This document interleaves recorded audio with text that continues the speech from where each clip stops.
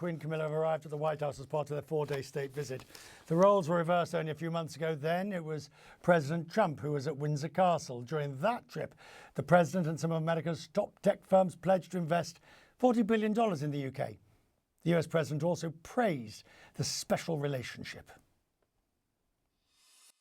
The word special does not begin to do it justice. We're like two notes in one chord or two verses of the same poem, each beautiful on its own, but really meant to be played together.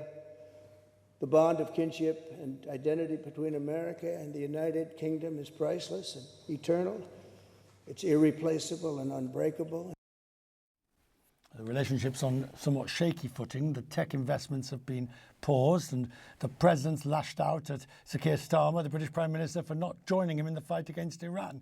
A leaked Pentagon memo reportedly even outlined the potential punishment, suggesting, apparently, the US could review the UK's claim to the Falkland Islands.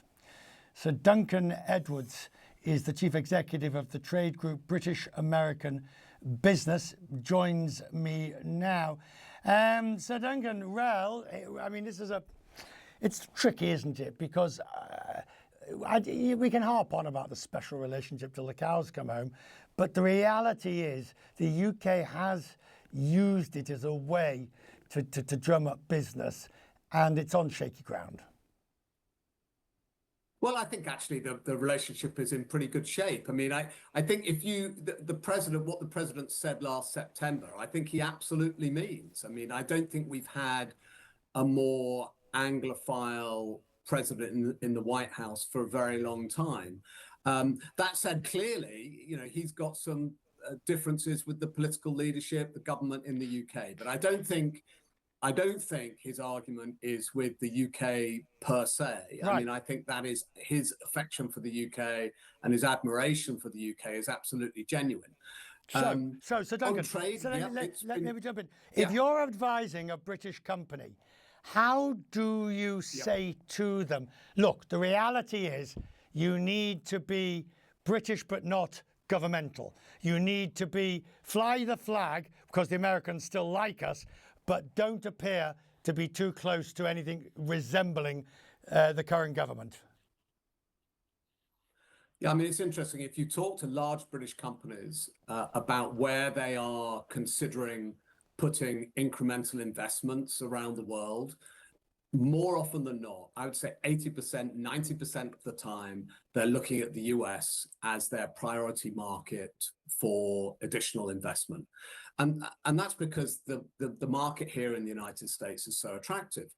And you hear it time after time after time in industry after industry, companies wanting to increase their investment here.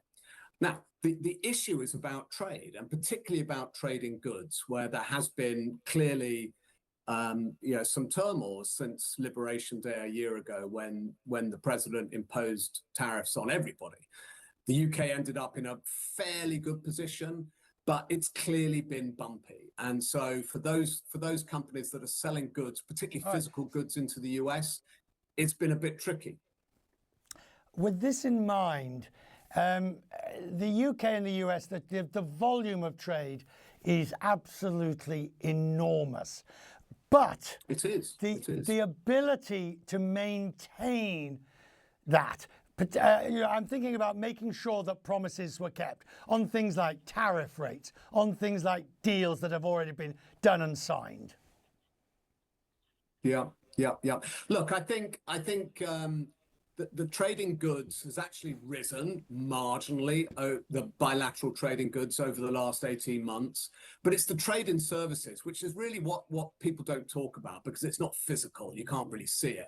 But that's what's booming. And the UK is a fabulous exporter of professional, financial, technical services, including to the US, which is its biggest market.